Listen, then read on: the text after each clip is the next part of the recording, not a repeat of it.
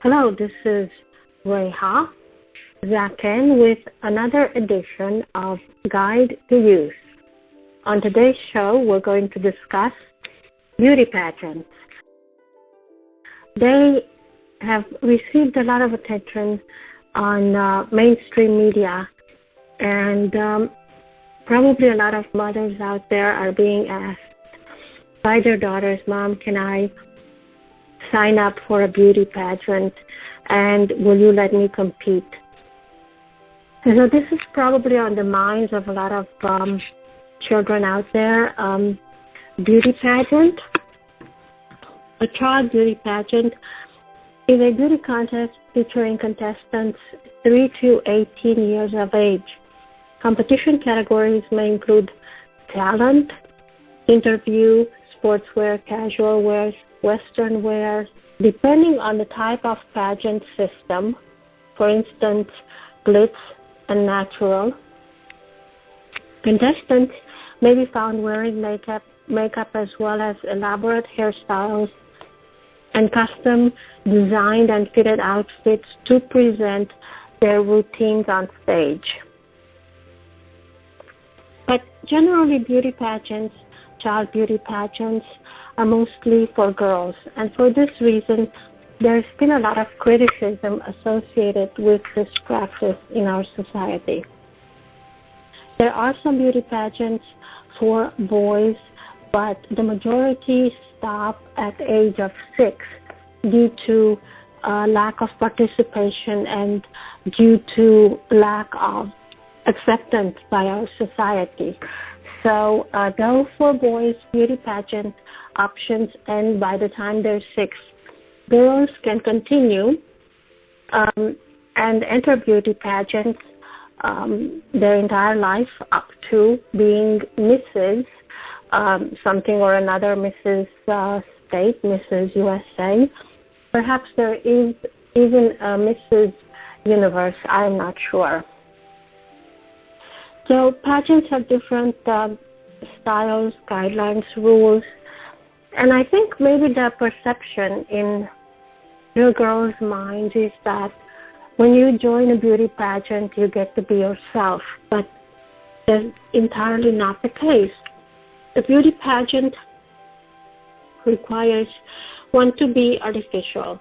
Okay, let's call it for what it is. It requires one to be fake. So with that said, what are some of the things that one can learn when joining a pageant? There are many things that perhaps are useful and that contestants can learn from a beauty pageant, but is it worth the learning? Is it worth the rest of your life being profiled as a beauty queen? Because beauty queens seem to have a reputation of being vain and prideful. And perhaps one of the things that are stressed by beauty pageant organizers is humility, even if it is a fake humility. Those contestants which are viewed favorably usually will do charity work, which is a sign of humility. They will usually be part of a church group, which is an indicator that perhaps the contestant has learned about humility and is practicing it. But in reality, beauty pageants are not about inner beauty. They're about how beautiful of an image a contestant can project. As much as we like to think that the talent portion of a beauty contest has a huge bearing on the outcome, it is going to be the contestant who is most beautiful by that pageant standards who's going to win the game. So some of the lessons that can be learned from a beauty pageant is that when speaking, one should not use slang because slang doesn't always translate correctly, and that politics exist in every circle. Mean girls exist. They exist in pageants, in professional careers, in your friend circles, Sometimes they aren't even female, but politics exists everywhere. It is a fact of life that a beauty contestant needs to learn, and they need to learn how to navigate the politics of the pageant, and then later the politics of the inner office culture and other social traps.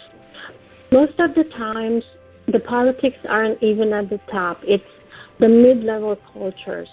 But the best rule of thumb is to be genuine if you can't be yourself. Be honest with who you are and how you think and what you represent, while at the same time projecting an artificial ideal of beauty. And this is no small task. So for children, the rules are a little bit different than they are for adults, but they are some rules that we still need to adhere. As much as we like to think that it's possible for someone overweight to win a beauty pageant, I don't think that has happened yet. So as much as we don't want to talk about that, if someone is 5'10", she still needs to weigh 102 pounds, and unfortunately, that is the reality of the problem. And of course, then a contestant has to have a sponsor, and that's usually someone that will pay for all the costumes and will pay for the participation in the pageant. But overall, children beauty pageants are usually very stressful for both parents and children, and probably something that you want to think about seriously before entering. This is Rehaza Ken with another conversation on Guide to Youth. Please join me next time to talk about another interesting and relevant topic to teenagers between ages 13 to 19.